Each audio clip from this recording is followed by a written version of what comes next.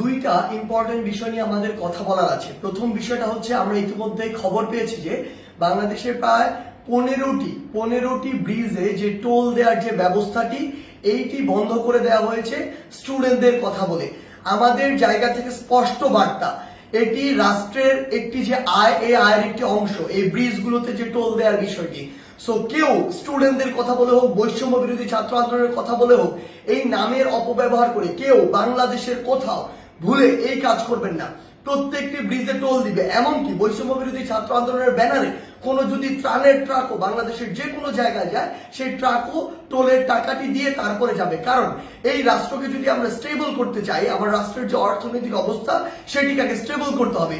কিন্তু ক্ষমতার অপব্যবহার করার যে নোংরা সংস্কৃতি ছিল এত বছর ধরে, এখন আপনি যদি সামান্য কিছু একটি অস্থিতিশীল অবস্থা দেখে আবার সে ক্ষমতার অপব্যবহার করেন এবং আপনার কথা মতো কোনো একটি জায়গায় ব্রিজে টোল দেওয়া বন্ধ করে দেন কিংবা কোনো একটি স্টিকার দেখে পার হয়ে যান, এটিকে আমরা কোনোদিনও সমর্থন করি না।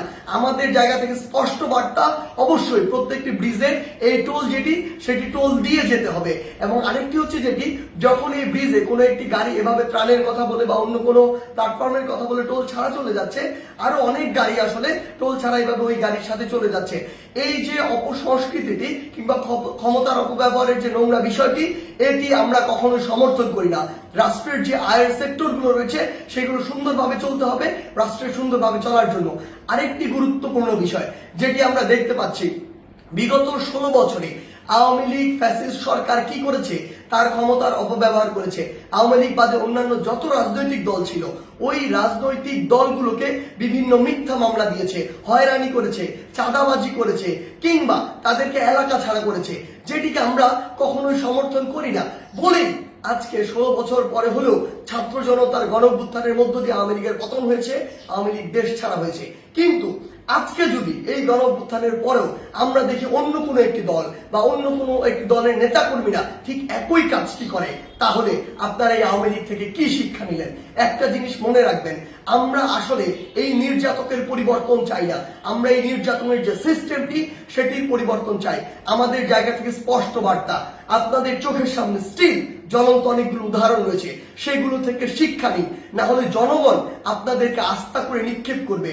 আমরা যেন এটি না দেখি যে কাউকে আবারও মিথ্যা মামলার ওই চক্রটিতে যেতে হচ্ছে, কাউকে আবারও কোনো দোষ ছাড়া বিনা দোষে ঘর বাড়ি ছাড়া করা হচ্ছে, ঘর বাড়ি ভেঙে দেওয়া হচ্ছে কিংবা তাদেরকে নির্যাতনের শিকার করা হচ্ছে, কিংবা আমরা শুনছি দেশের বিভিন্ন জায়গায় একটি চাঁদাবাজির নতুন চক্র গড়ে উঠছে। আমরা আপনাদেরকে স্পষ্ট করে বলতে চাই, আমরা আমাদের জায়গা থেকে বৈষম্য বিরোধী ছাত্র আন্দোলন এই সকল ক্ষমতার অপব্যবহারের বিপক্ষে, এবং আমরা এগুলোর বিপক্ষে সবসময় কথা বলে যাব। আপনাদের সহ আপনাদের যারা স্টেক হোল্ডার রয়েছে, যারা আপনাদেরকে এগুলো করার জন্য আসলে উৎসাহ দেয় কিংবা আপনাদের ওই সমর্থক গোষ্ঠী যারা চুপ করে থাকে, তাদেরকে বলছি, জনগণ যদি একবার এই সকল সেন্টিমেন্টের বিরুদ্ধে দাঁড়িয়ে যায়, তাহলে আপনাদের অস্তিত্ব সংকটে পড়বে। তাই জনগণের চাওয়াটার কথা চিন্তা করুন, সময়ের দাবির কথা চিন্তা করুন। যদি আপনার নাম ভাঙিয়ে কিংবা আপনার কেউ একজন রুট লেভেলে এই কাজগুলো করে, দিন শেষে ব্লেম কিন্তু আপনার উপরেই আসে।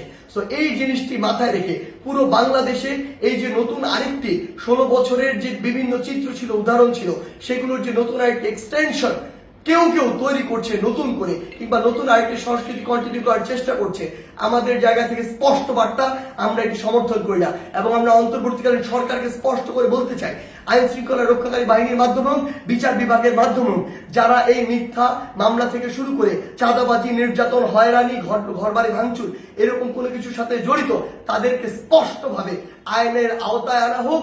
বৈষম্য বিরোধী ছাত্র আন্দোলনের পক্ষ থেকে কিংবা ছাত্র জনতার পক্ষ থেকে এর প্রতি পূর্ণ সমর্থন রয়েছে। ধন্যবাদ।